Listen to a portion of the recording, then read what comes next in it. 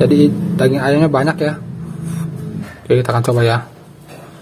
Bismillahirrahmanirrahim.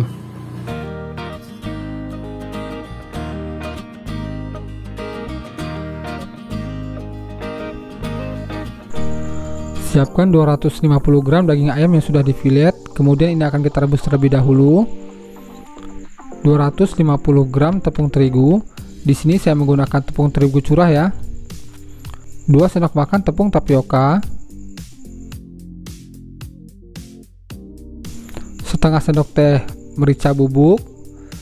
Secukupnya garam, ini saya menggunakan setengah sendok teh.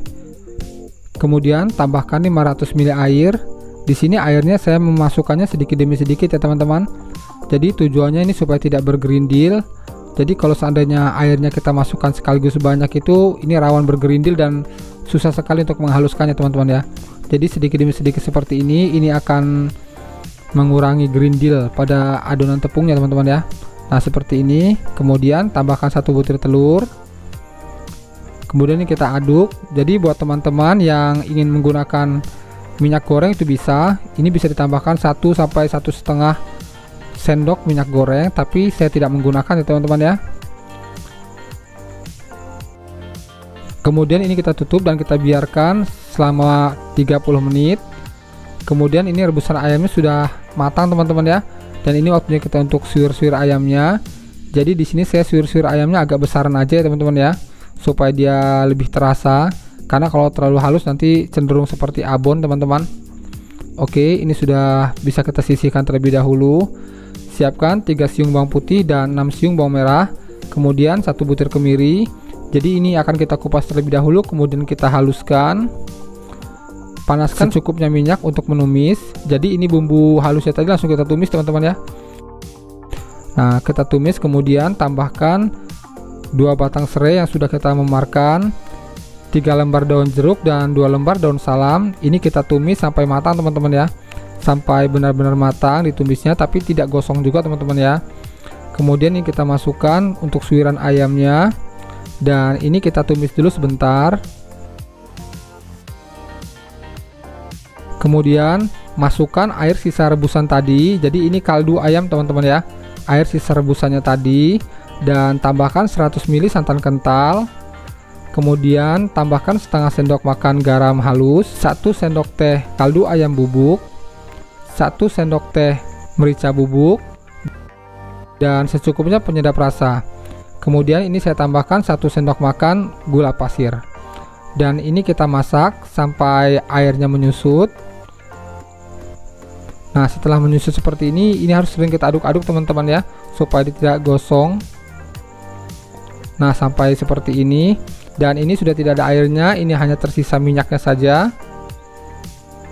Kemudian siapkan teflon yang sudah dilumuri minyak, dan kita mulai proses pembuatan kulitnya. Jika adonan dirasa terlalu kental, teman-teman bisa menambahkan sedikit air teman-teman ya, tinggal disesuaikan saja.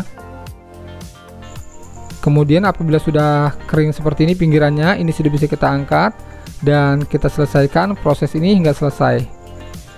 Dan ini untuk hasil kulitnya, ini elastis banget teman-teman ya, dan anti sobek, ini pas banget takarannya teman-teman. Dan kemudian ini kita isi dengan ayam suwirnya. Ini untuk isinya dikira-kira saja teman-teman ya, jadi sesuai dengan teman-teman nanti untuk harga jualnya. Kemudian ini kita lipat bagian pinggirnya, bagian kanan kirinya, dan ini kita gulung seperti ini. Oke, ini mudah sekali teman-teman ya untuk cara menggulungnya, dan lakukan proses ini hingga selesai. Jadi untuk satu resep ini menghasilkan 25 pieces teman-teman ya. Kemudian kocok 1 butir telur dan beri sedikit penyedap rasa atau kaldu bubuk. Dan seperti ini sudah bisa kita gunakan. Kemudian panaskan minyak untuk menggoreng secukupnya saja, dan lumuri sosis solonya menggunakan kocokan telur tadi. Dan kemudian ini kita goreng. Dan untuk menggorengnya ini kita menggunakan api sedang saja teman-teman ya, karena ini cenderung cepat gosong. Dan ini harus rajin-rajin kita balik, karena dia bisa gosong sebelah kalau kita tidak rajin membaliknya. Tapi kalau untuk yang susah dibalik ini jangan dipaksakan teman-teman ya. Kalau dia sudah bisa dibalik ini baru kita balik, karena dia rawan pecah juga teman-teman. Jadi ini harus hati-hati sekali.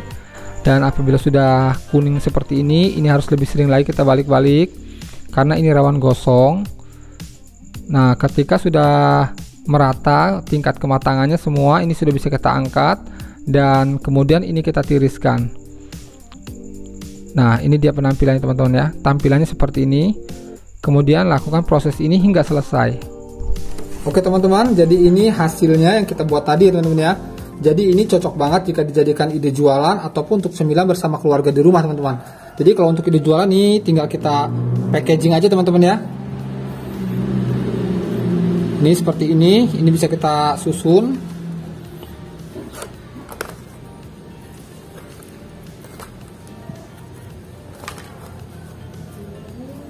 Nah begini teman-teman ya. Nah ini cukup kita isi 4 atau 5 pieces. Nah seperti ini, dan ini kita tinggal kita beri lalapannya, cabe. Oke, ini udah bisa jadi duit teman-teman. Jadi buat teman-teman yang lagi cari ide jualan, nggak usah bingung lagi. Semoga ini jadi bermanfaat teman-teman ya. Ini jadi inspirasi, dan ini akan kita coba terlebih dahulu sebelumnya.